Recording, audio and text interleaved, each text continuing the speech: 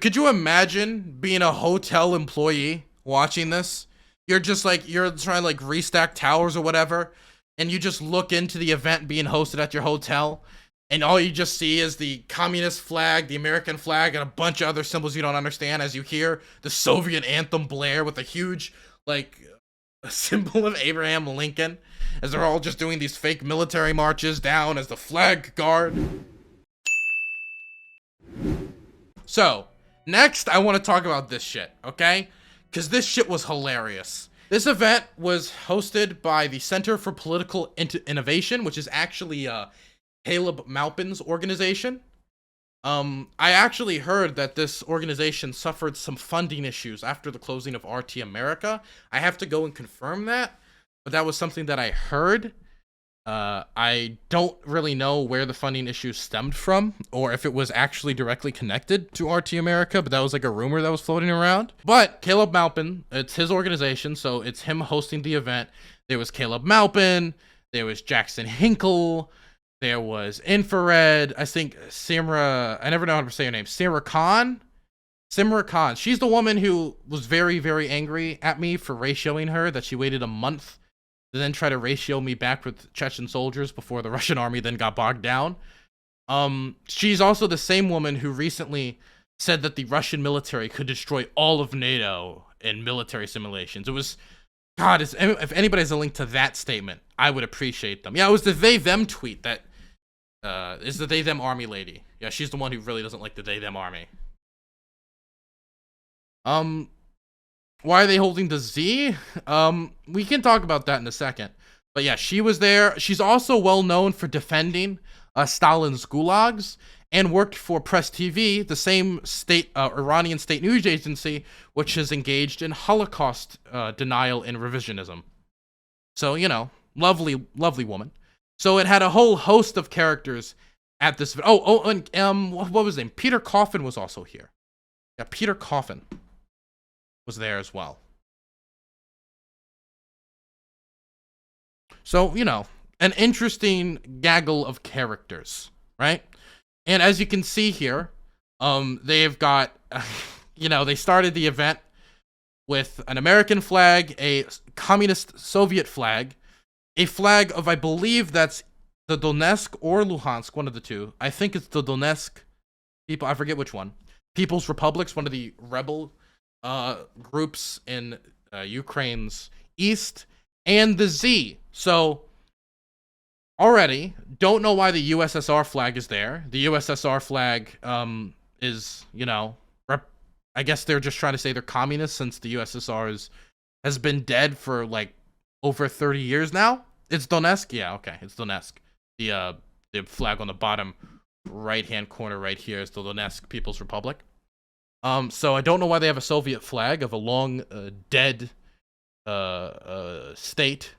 Then they've got the Z. The Z has become a symbol for the Russian invasion of Ukraine. It's basically something you put on your car, or you put on your shirt, or you put somewhere to indicate that you support Russia's illegal butchering of Ukraine. So they're trying to indicate that they support, for example, Russia's attack on Kiev, and of course the bombing of the maternity ward, and the recent bombing of the drama center full of civilians, or the killing of the elderly couple that was taking a midday drive. You know, great. Or maybe, and I know many of these people believe Russia's claims about Ukraine unironically having WMDs. I mean, this whole event with the bioweapons in Ukraine is basically just the Tankie version of WMDs. Since, again, there's basically been next to zero evidence provided that they were going to do some nuclear or chemical weapon bio attack against Russia. But that aside, this interesting cavalcade of characters came together with this strange combination of symbols and flags to host a communist political event. And some of you might be wondering, what's that in the background? That's actually a symbol of Abraham Lincoln's face that was similarly held for a USSR America Lincoln. A long time ago, there was a similar conference of, I would say bigger size, you know? A slightly larger size hosted, and they had the same exact image of Abraham Lincoln in the background. I will say that the turnout for this event was significantly smaller than the turnout for this event. Almost like the USSR has been dead for years, and the vast majority of Americans are not interested in this weird authoritarian form of communism, or crossing over communism with a mafia state, which is the current state of the Russian government. It is a mafia state run by oligarchs, and has basically nothing to do with communism, since, again, Putin has jailed many communists and has been very open with his opposition to communism. Anyway, so they hold the conference, and from start to finish, it is a complete clown fest. Let's look at this footage from the event where they're playing the Soviet anthem.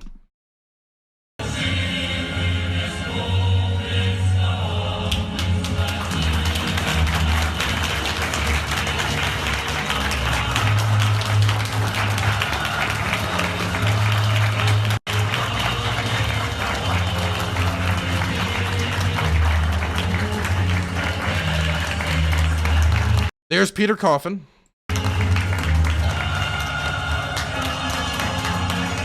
Dude, could you imagine being a hotel employee watching this? You're just like, you're trying to like restack towers or whatever, and you just look into the event being hosted at your hotel, and all you just see is the communist flag, the American flag, and a bunch of other symbols you don't understand as you hear the Soviet anthem blare with a huge, like, a symbol of Abraham Lincoln, as they're all just doing these fake military marches down as the flag guard. Dude, I'm sorry, but they're waving the flag of a long dead cause in a nation that was been gone for 30 years. Like, it failed. Not only did it failed pretty miserably. Like, the post-Soviet era for Russia and most of the countries like Romania was a disaster. It completely collapsed. The only like state in the existing area that has any real claims or ties to that communist past is Belarus, which is led by Lukashenko, who's an absolute fool, right? And is hated by his own people. And then there's Transnistria, which is not even internationally recognized and is seen by most people as basically just an occupied part of Moldova. It's a complete joke. And yet, instead of reforming their beliefs to feel like, okay, where have we failed? Where did we succeed? Where can we fix this for the future? They just keep hitting all these old hits. It's like an old 60-year-old man, like, hey, you ever heard of Leonard Skinner? And just blast it up to 10, knowing that, I'm sorry, that's just not in anymore, man. Not to mention, this was never in the United States in the first place. This, right, was the peak in the United States of this like communist support. They can't even fill the whole stadium. This is not even comparable to this. This is held in like a broom closet in comparison. Like, oh my God. I would feel embarrassed. I'd feel embarrassed to be here. I'd feel like the hotel staff would be looking at me like a total weirdo. Just completely socially unaware as I march around waving the USSR flag. I love the meme, by the way. Ah, sweet, the tradition of dead generations wane like a nightmare on the brains of the living. It's actually perfect. And this is retweeted, by the way. This is posted by a Marxist. Most communists even see this as a joke. Most Marxists see this as a joke. Most socialists see this as a joke. Because that's what it is. It's a joke. Like what is... I'm sorry, man. Like, this is just sad. Like, maybe, like, you could say this is an organization just starting up or whatever, but it's not going to take off the ground. Not to mention, they've picked up the flag of a cause, and like the flag of the USSR, that's already a joke and hated by the vast majority of Americans. You ask the vast majority of Americans what they think of the USSR, they're not going to give you a positive reaction. Even if you, for whatever reason, was like, I think we need to rebuild the USSR model in America or something like that. Even if you believe that, or you needed this type of Marxist-Leninist framework, You gotta drop that type of symbolism. Honestly, lean more into that Abraham Lincoln stuff in the back and less into this. That's the first thing, right? The second thing is, this right here, the vast majority of Americans are against Russia's invasion of Ukraine. The vast majority of America sees Russia butchering children's hospitals, children, killing old people out for midday drives, bombing centers held for civilians, firing upon humanitarian corridors, thousands of civilians killed in Mariupol, and they see it for what it is. They see the Russian false flag attacks. You would think many of these people are extremely conspiratorial. They would see false flag attacks and they would jump on the idea to say, hey, everybody, look, a legitimate false flag attempt right here in front of my eyes. When you see them claiming the same things about Syria, when you see many of them claim the same thing about 9/11. But then here we are at the conference. They have an ability to actually call out real false flag attempts. Ridiculous ones, by the way. The idea that Ukraine was going to invade the Donetsk and Luhansk regions right now, once Russia brought all of its troops to the border. And instead of calling it out, they pick up the flag of a rotten empire, while also picking up a flag of the USSR. This is sad. I don't even want to mock it almost, you know? Could you imagine what their mother thinks of this? Like when their mother sees this, what they think? Legitimately. Their mother, their father, their grandparents. Well, definitely don't ask Jackson Hinkle that question. Anyway, they made these speeches. They had their whole shebang. And I don't really know what else to say about this event. Besides that, I'm not worried in any way. I'm not worried. I also would like to point out is if we saw something similar like this on the streets of Russia, you get arrested. There are people taking out blank pieces of paper and holding it up in Russia, not even saying anything about a war, immediately arrested in Moscow. Thousands arrested. But they can come here, and I love this about this country, by the way, and they can do this in the United States. And even though they're wasting everyone's time, they're embarrassing themselves, they're probably making the hotel staff here, not the stadium staff like they used to, but the hotel staff here, feel incredibly awkward and confused. It's good that they have the right to do it. Because there's other people, like Kevin Cassidy, for example, who wouldn't like them to have the right to do this. Talk about the oath they have to recite? No, they didn't recite an oath, did they? No way. Attendees recite some sort of oath at the beginning of the conference. What? All races, all colors, all nationalities, all beliefs. All races, all colors, all nationalities, all beliefs. To eliminate all traces of fascism from the earth. To eliminate all traces of fascism from the earth. That's really funny, considering that the Luhansk People's Republic, which is part of the invasion force of Ukraine, the rebels that Russia is supporting, have Russian neo-Nazis fighting with them. The Wagner Group, the private military company that's fighting within Ukraine right now, was founded by a neo-Nazi. Anyway. Eliminate the fascism, unless, you know, you're talking about, like, you know, Russian Empire or Russian neo-Nazis within the rebel groups. Then it's different. You know, it's different. To build a deep and sincere international friendship. To build a deep and sincere international friendship. Among the peoples of the world. Yeah, the Sparta Battalion, but maybe they would make the claim that they're not fascists. They're just, you know, the flag they carry is just like, you know, cute. It's a Russian Empire flag. That's different. You know? Peoples of the world. To keep a just, lasting peace. To keep a just, lasting peace. A just, lasting peace, and they hold up a just, lasting peace, and they're holding up the symbol of an invasion. Oh, dude, do they not recognize the irony in what they're doing? This almost feels like an op. Like these are all feds. I actually am, like, are these feds? Like, I feel like nobody would have this little self-awareness, right? It makes me think they're feds, and they're just doing this to make the Russians look even worse. To eliminate want, frustration, and enforced idleness. To eliminate want, frustration, and enforced idleness. We have come to confirm the unity of all people. We have come to confirm the unity of all people. To salute our comrades who have died. To salute our comrades who have died. And pledge. Well, they gotta salute a lot of them recently, because what is it, like 6,000 to 8,000 dead Russian soldiers at this point? Oof. It's not a funeral. It's a special mourning operation. Another word that skillful hands, keen brains, and bold enthusiasm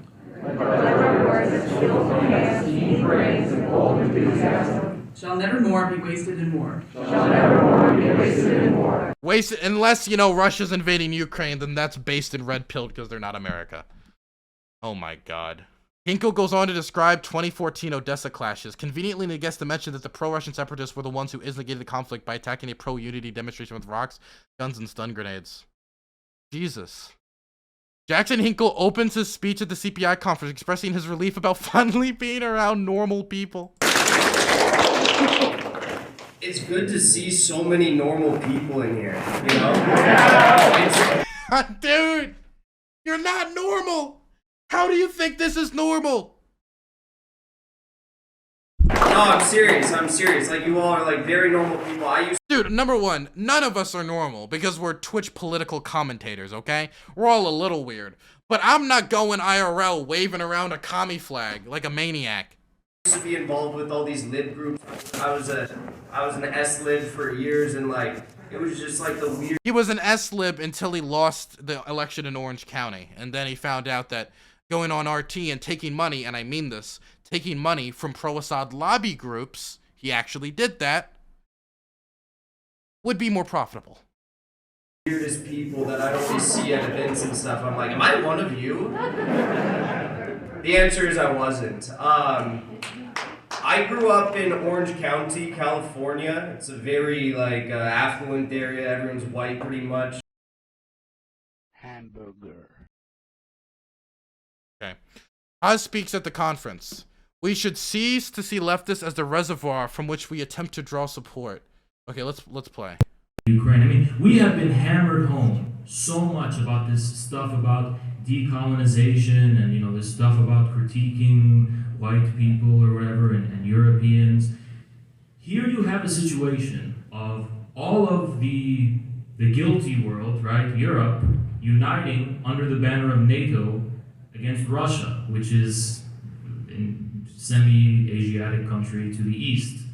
I mean, the irony is incredible. So the leftists, the same ones that have been telling us for so long that, oh, the problem is uniquely some kind of European guild, are rallying behind a kind of pan-European supremacist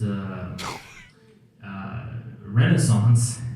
What is he talking about? Okay, to the surprise of many of you, it might surprise you to learn this, but like post the collapse of the Soviet Union, like there were many Soviet leaders, like Mikhail Gorbachev and others, who wanted to be part of like this economic coalition for like rebuilding Europe and like uniting and all this. It never really panned out, but there are many Russians that consider themselves European. It's just that Russia is such a big country that it goes all the way past through like multiple continents, right? And so, but he's saying like semi-Asiatic, like as if, but the other side's European. There are Europeans within Russia. In fact, I would say most people don't even view Russia as an Asian country, mostly through ignorance probably. But most people like see like the idea of a Russian in their head as some like white guy drinking vodka with like Yushchenko on and an AK-47, and not AK-447 right here. The revival of neo-Nazism basically against Russia, and now also a revival of neo-Nazism. Wow, that's surprising. Against China. And it's not simply an irony. We should draw a fundamental conclusion from this. And for me, that conclusion is that the so-called American left, in its entirety, cannot be redeemed whatsoever. It's not simply that we can build something from scratch, but we should cease to see leftists as a reservoir from which we should attempt to draw support. The support for anyone who's interested in a real initiative to oppose the status quo is going to come from people who are either apolitical or who are right-wing. But as far as leftists are concerned... Right-wing. Well, then, I'm like, if his plan is to... And he's kind of been leaning into this a lot more, right? He's openly kind of, like, called himself conservative for a while now, right? I saw a lot of people, like, surprised on the internet, like, when he tweeted out, I'm a conservative. He's been pretty openly conservative for a decent amount of time. It's not like a surprising like reaction, right? It's not surprising, right? When you see how he engaged with people like, for example, Hake, during the slavery conversation, when he could not find a reason to justify to Hake why slavery was bad, right? I know he believes slavery is bad. He just couldn't like figure out how to say it to him. He's been like openly conservative for a while, but I guess my question would be, how are you going to turn the American conservatives into communists? I remember he said like the real Christians are communists. Christians and American conservatives are the most anti-communist people on the planet. They're never gonna turn into communists, ever. Even if you were like making the idea of like, well, we have conservative social values and left, and people would call these people Nazbulls. I know Haas rejects this label. They're conservative social values and left-wing or like communist, Marxist economic values. This isn't gonna happen, man. Because the people who hold all the influence within the Republican Party, the vast majority of them are not Marxists, they're not socialists, and the financial backers, who are the real people you need to look at, they're large corporations. They're people like the Koch brother, the other one's dead now, the Koch brother. They're not going to look favorable upon things like the nationalization of industries. They're not going to look favorable upon the expansion of social safety nets. They're not. It's just not going to happen. So this feels like, again, like wishful thinking of a coalition that can't ever be built. I say we owe them nothing. We owe them absolutely no attention. We have no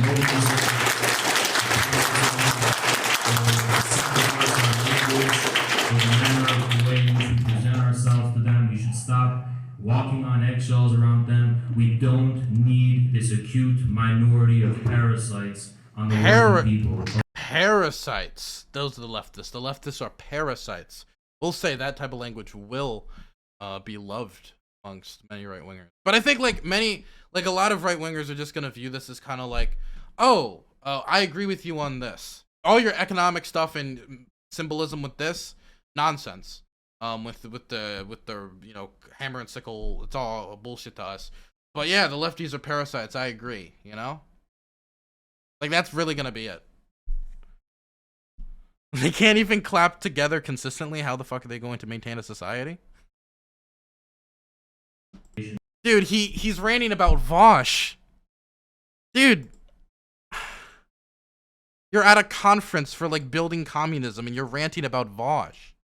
Like, shouldn't you be like politicians maybe? Like shouldn't you be talking about like, I don't know, like let me talk about Steny Hoyer for a bit. You know, the people with like actual like political power. Steny Hoyer is one of the most powerful Democrats in the country, and the only people I ever hear talk about him are people who actually like are involved in politics, like, or like study like power politics, right? Because Steny Hoyer knows how to fundraise, right? I've never been around like a congressperson or a state delegate or any of these people and heard them mention Vaush or Destiny or any of these people. This firmly on line behavior, man. And like the idea is they're trying to do these conferences to make themselves come off as serious, but then they just like do more online stuff. Which if it's like an online conference to talk about like internet stuff, like that's fine, but I feel like, you know, you should be concentrating on like elected politicians. From scratch. I mean, leftists are leftists because they're committed to a certain set of principles, and rightists are rightists because they're, I guess, metaphysically evil. They're demons. I don't know. I mean, you have the. He's been talking about demons a lot recently. Like in the recent debate he said I was demonic and I walk with demons. I always thought was interesting. I wonder what type of demons I walk with, because there's different types of demons. I wonder what type. Jabba, not to spoil the mood by mentioning Jabba the Vaush, he talks about the so-called Nazbull vortex, clearly evoking this idea that leftists are people who have to be neurotic. I remember I was on the thing about the Nazbull vortex. This is really old memes. I remember I was having a conversation with No Comment Chick, right? She was somebody who I had like a really stupid drama with. It's not really worth mentioning. But the person in question brought up the Nazbull vortex, and I said, the what? And he's like, oh, Vaush talks about it. And I was like, okay, I don't really study Vaush terms. If he makes up a word, I'm not gonna just know what the word is. But then she, after the conversation, said I was unprepared to talk about politics in that conversation because I didn't know what the Nazbull vortex is. Like, it's like these are just made up. These are internet terms. I mean, terms start somewhere, but it's like made up internet words. You can't really expect everybody to like know these terms, right? If it was like a word like, I don't know, like I don't like imperialism, then you can like expect people to like kind of know what the word means. Like if it was a word like social safety net, you know? But Nazbull vortex. I mean, most people don't even know what a Nazbull is. Then you add another word, and then you have to know who this content creator on the internet is. Like, this is like keeping, like using this type of terminology in speeches feels like, you know, you're kind of keeping it terminally online, you know?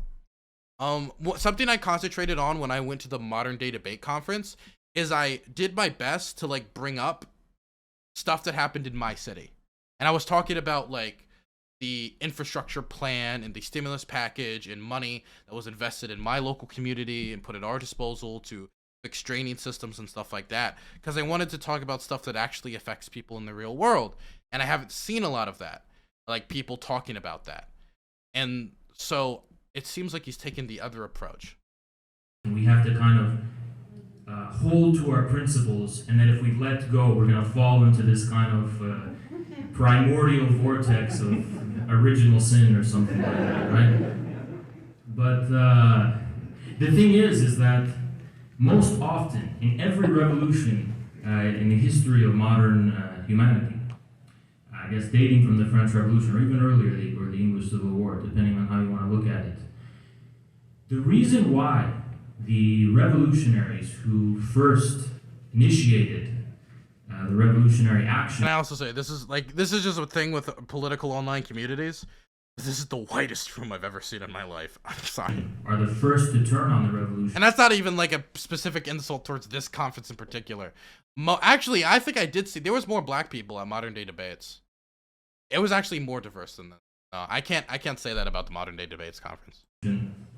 It's because the meaning of change and revolution or leftism or communism comes to prove itself to be something entirely different to what they expected it to be. And I'm not saying that in the sense of George Orwell's Animal Farm, where they were expecting a utopia and they got a different result. It's a basic class analysis. People become leftists because they're embittered Democrats. Right? They were trying to climb the career and become these new kind of interns for, I don't know, Nancy Pelosi or something. Didn't Jackson do that? Didn't he run for election in Orange County? Joe Biden, I don't know, Obama, whatever. And then for some reason they get embittered and they get kicked out, so they just want to be a little more extreme, right? They primarily begin from urbanized and educated backgrounds, and leftism is this kind of form of enlightenment and kind of allows them to express their class position in a way that is... This conference was sponsored by Factor 50 sunscreen. That's the best comment I've gotten all day. Philip Malkin invokes George Soros as the director of privatization, which occurred under Yeltsin's presidency in Russia. Goes on to praise Putin for restructuring Russia's economy around oil and natural gas. Of the global capitalist system, and they did this by organizing the economy to Great picture, by the way. serve public good and not the profits of a wealthy few. In the 1990s, when the Soviet Union fell, the USA loved Russia. Russia's economy was in collapse, and people were starving. Boris Yeltsin was Bill Clinton's buddy, and the USA meddled in the 1996 elections to make sure that Yeltsin got reelected.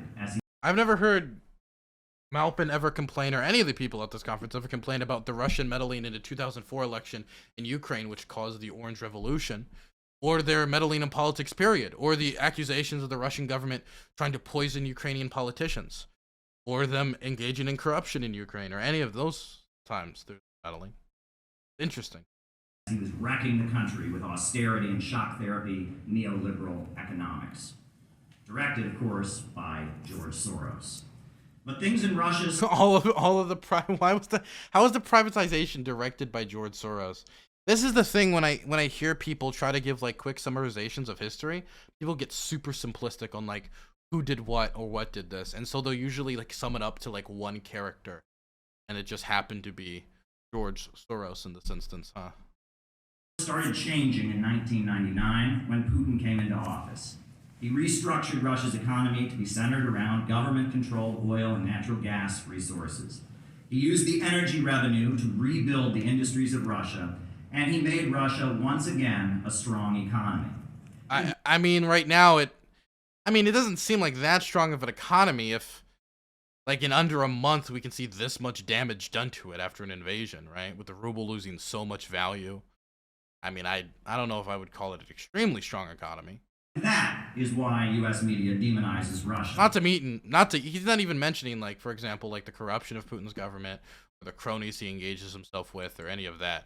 Anyway, this is a weird conference. I mean, I will say that they've shrunken in size when it comes to what that little, I think it's paper mache version of Abraham Lincoln has seen over the years. I would say this is a downgrade for paper mache Lincoln. And I feel bad for paper mache Lincoln. I hope he, gets an upgrade next time.